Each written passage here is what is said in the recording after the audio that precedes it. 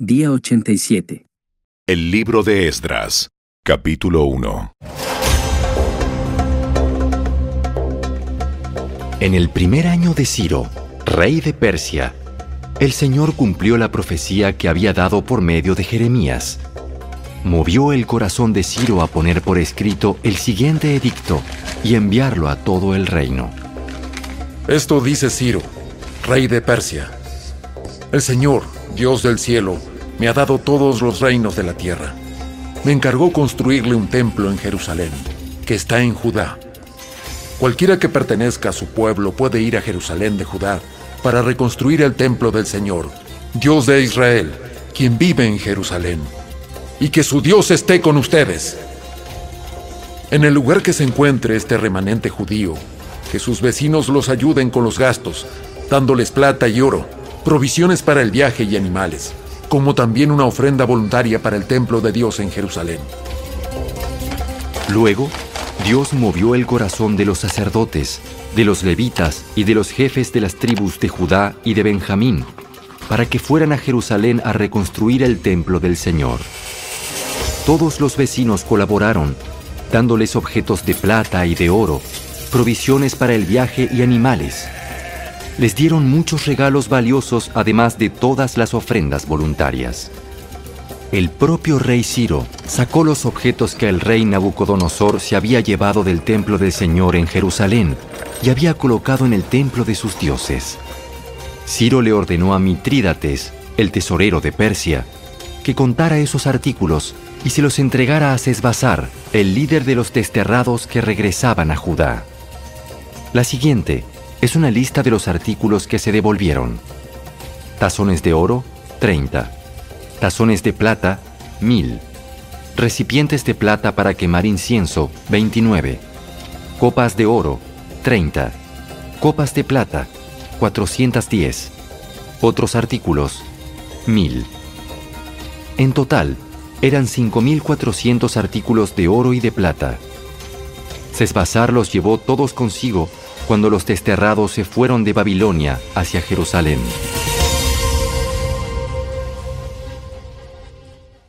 El libro de Esdras, capítulo 2. Esta es la lista de los desterrados judíos de las provincias que regresaron de su cautiverio. El rey Nabucodonosor los había desterrado a Babilonia, pero ahora regresaron a Jerusalén y a las otras ciudades de Judá, donde vivían originalmente. Sus líderes fueron Zorobabel, Jesúa, Nehemías, Seraías, Reelaías, Mardoqueo, Bilsán, Mispar, Bigvai, Rehum y Baana. Este es el total de los hombres de Israel que regresó del destierro. La familia de Paros, 2172. La familia de Cefatías, 372. La familia de Ara, 775. La familia de Pahat Moab, descendientes de Jesúa y Joab, 2812.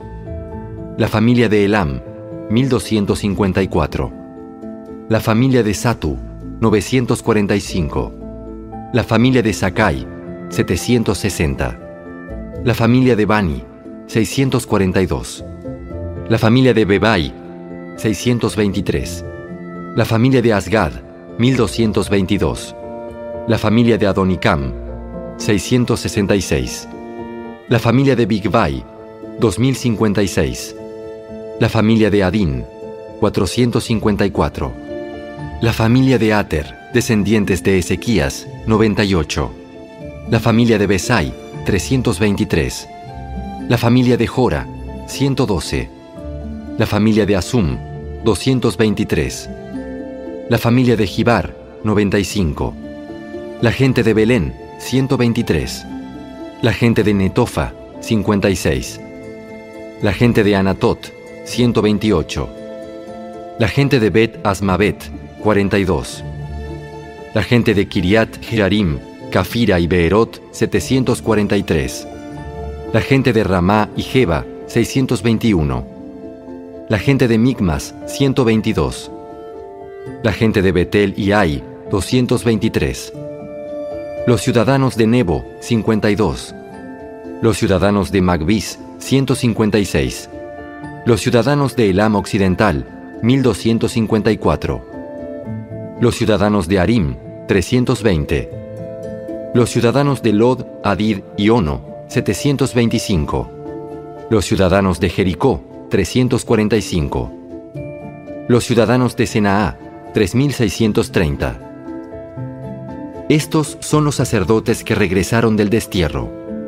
La familia de Jedaías, por la línea genealógica de Jesúa, 973. La familia de Immer, 1052. La familia de Pasur, 1247. La familia de Arim, 1017. Estos son los levitas que regresaron del destierro. La familia de Jesúa y la de Cadmiel, descendientes de Odavías, 74. Los cantores de la familia de Asaf, 128. Los porteros de las familias de Salum, Ater, Talmón, Acub, Atita y Sobai, 139. Regresaron del destierro los descendientes de estos sirvientes del templo: Sia, Hasufa, Tabaot, Queros, Siaa, Padón, Lebana, Agaba, Acub, Agab, Salmai, Anán, Gidel, Gahar, Reaía, Resín, Necoda, Gazam, Usa, Paseá, Besai, Asena, Meunim, Nefusim, Bakbuk, Jacufa, Jarhur, Baslut, Meida, Arsa, Barcos, Sísara, Tema, Nesía y Jatifa. Regresaron del destierro los descendientes de estos sirvientes del rey Salomón: Sotai, Asoferet, Peruda, Jaala, Darcón, Gidel, Cefatías, Atil, Pokeret, Asebaim y Ami. En total, los sirvientes del templo y los descendientes de los sirvientes de Salomón fueron 392 personas. Otro grupo regresó en esos días de las ciudades de Telmela, Telarsa, Kerub, Adán e Immer. Sin embargo, ni ellos ni sus familias pudieron demostrar que eran descendientes de Israel. Ese grupo incluía a las familias de Delaía, Tobías y Necoda, un total de 652 personas. También regresaron 3 familias de sacerdotes: Abaía, Cos y Barzilai. Este Barzilai se había casado con una mujer que era descendiente de Barzilai de Galaad y había tomado el nombre de la familia de ella. Buscaron sus nombres en los registros genealógicos, pero no los encontraron, así que no calificaron para servir como sacerdotes. El gobernador les dijo que no comieran de la porción de los sacrificios que correspondían a los sacerdotes hasta que un sacerdote pudiera consultar al Señor sobre ese asunto por medio del Urim y del Tumim, o sea, el sorteo sagrado. Así que un total de 42.360 personas regresaron a Judá, además de 7.337 sirvientes y 200 cantores, tanto hombres como mujeres. Llevaron consigo 736 caballos, 245 mulas, 435 camellos y 6.720 burros. Cuando llegaron al templo del Señor en Jerusalén, algunos de los jefes de familia entregaron ofrendas voluntarias para la reconstrucción del templo de Dios en su sitio original, y cada jefe dio todo lo que pudo. El total de esas ofrendas fue 61.000 monedas de oro, 3.000 kilos de plata y 100 túnicas para los sacerdotes.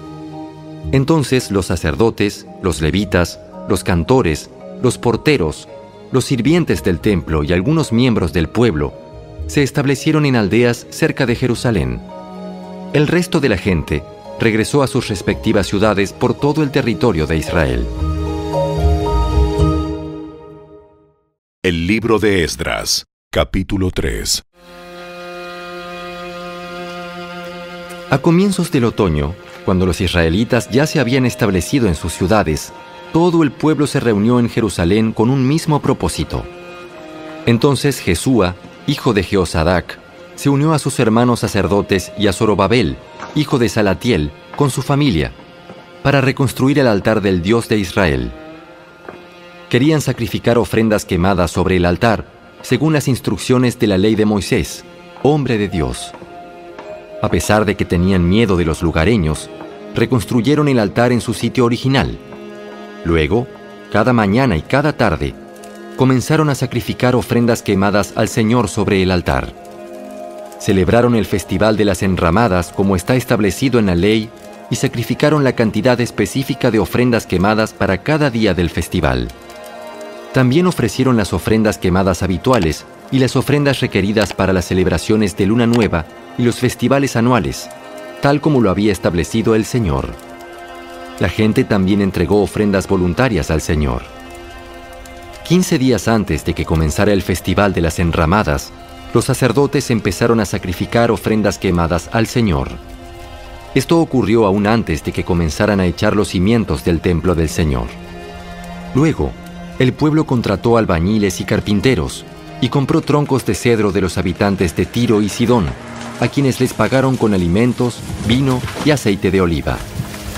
Transportaron troncos desde las montañas del Líbano hasta Jope, haciéndolos flotar a lo largo de la costa del mar Mediterráneo, ya que el rey Ciro había dado permiso para hacerlo. La construcción del templo de Dios comenzó a mediados de la primavera, en el segundo año después de la llegada a Jerusalén. La fuerza laboral estaba formada por todos los que habían regresado del destierro, entre ellos Zorobabel, hijo de Salatiel, Jesúa, hijo de Jeosadac, junto con sus hermanos sacerdotes y todos los levitas. Pusieron al frente de la reconstrucción del templo del Señor a los levitas mayores de 20 años de edad. Jesúa, sus hijos y parientes, junto con Cadmiel y sus hijos, todos descendientes de Odavías, supervisaron a los que trabajaban en el templo de Dios. Para esta tarea contaron con la colaboración de los levitas de la familia de Henadad. Cuando los constructores terminaron los cimientos del templo del Señor, los sacerdotes se pusieron sus mantos y tomaron su lugar para tocar sus trompetas. Luego, los levitas descendientes de Asaf hicieron sonar sus címbalos para alabar al Señor, tal como lo había establecido el rey David. Con alabanza y agradecimiento, entonaron el siguiente canto al Señor. ¡Eres tan bueno! ¡Su fiel amor por Israel permanece para siempre! Luego, todo el pueblo dio un fuerte grito, alabando al Señor, porque se habían echado los cimientos del templo del Señor. Sin embargo, muchos de los sacerdotes, levitas y otros líderes de edad avanzada que habían visto el primer templo, lloraron en voz alta al ver los cimientos del nuevo templo. Los demás, en cambio, gritaban de alegría. Los gritos de alegría se mezclaron con el llanto y produjeron un clamor que podía oírse a gran distancia. El libro de Esdras, capítulo 4.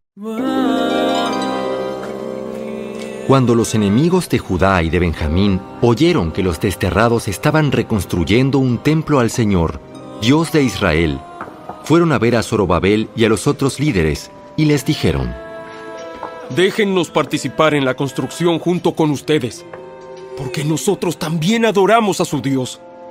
Le venimos haciendo sacrificios desde que el rey Esaradón de Asiria nos trajo a estas tierras. Zorobabel, Jesúa y los otros líderes de Israel respondieron: De ninguna manera pueden tomar parte en esta obra. Nosotros solos construiremos el templo para el Señor Dios de Israel, tal como nos ordenó Ciro, rey de Persia. Entonces, los habitantes del lugar intentaron desalentar e intimidar al pueblo de Judá para impedirle que siguiera trabajando.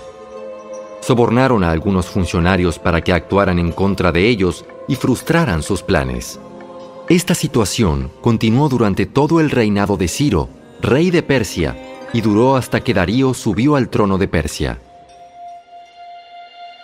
Años más tarde, cuando Jerjes comenzó su reinado, los enemigos de Judá escribieron una carta con acusaciones contra el pueblo de Judá y de Jerusalén.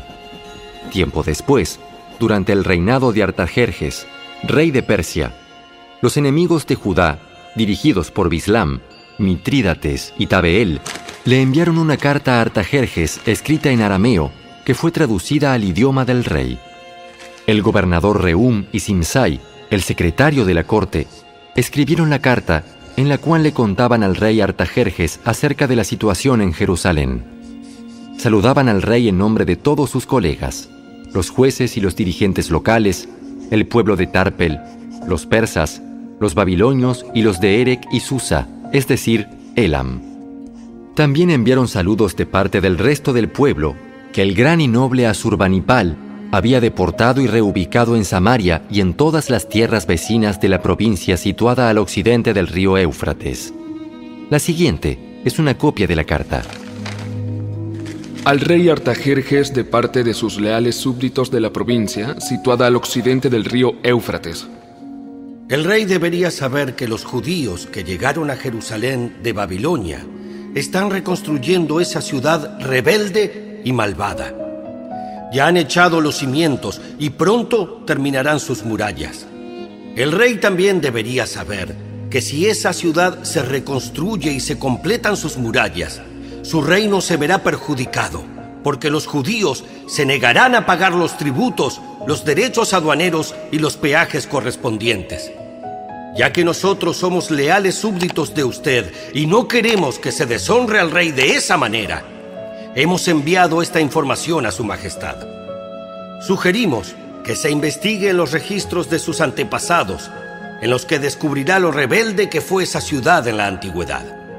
De hecho, fue destruida a causa de su larga y conflictiva historia de rebelión contra los reyes y las naciones que la controlaban. Advertimos al rey que si esa ciudad se reconstruye y sus murallas se completan, su majestad perderá la provincia situada al occidente del río Éufrates. Entonces, el rey Artajerjes envió la siguiente respuesta. Al gobernador Reu, a Simsai, secretario de la corte, y a sus colegas de Samaria y de toda la provincia situada al occidente del río Éufrates, saludos. La carta que me enviaron fue traducida y leída en mi presencia. Ordené que se investigara en los registros y, efectivamente, comprobé que Jerusalén ha sido un semillero de insurrección contra muchos reyes. De hecho, la rebelión y las revueltas son normales allí. Reyes poderosos han gobernado Jerusalén y toda la provincia al occidente del río Éufrates, y han recibido tributos, derechos aduaneros y peajes. Por lo tanto, emitan órdenes para que esos hombres dejen de trabajar. Queda prohibido reconstruir esa ciudad, a menos que yo lo ordene expresamente. Sean diligentes y no descuiden este asunto, porque no debemos permitir que la situación perjudique los intereses del trono. Cuando Rehum, Simsai y sus colegas oyeron la lectura de esa carta del rey Artajerjes, se fueron deprisa hacia Jerusalén. Entonces, con una demostración de fuerza, obligaron a los judíos a abandonar la construcción. Por lo tanto, se detuvo la obra del templo de Dios en Jerusalén y quedó suspendida hasta el segundo año del reinado de Darío, rey de Persia.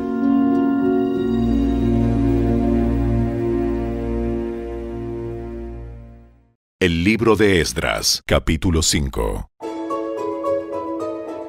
En ese tiempo, los profetas Ageo y Zacarías, hijo de Ido, profetizaron a los judíos que estaban en Judá y en Jerusalén.